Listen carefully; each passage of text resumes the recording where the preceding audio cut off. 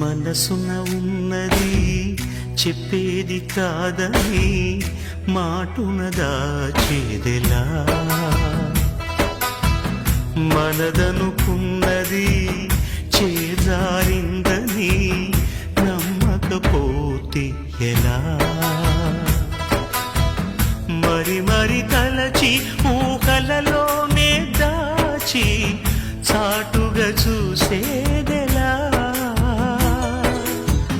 తగదని తెలిసి తలపే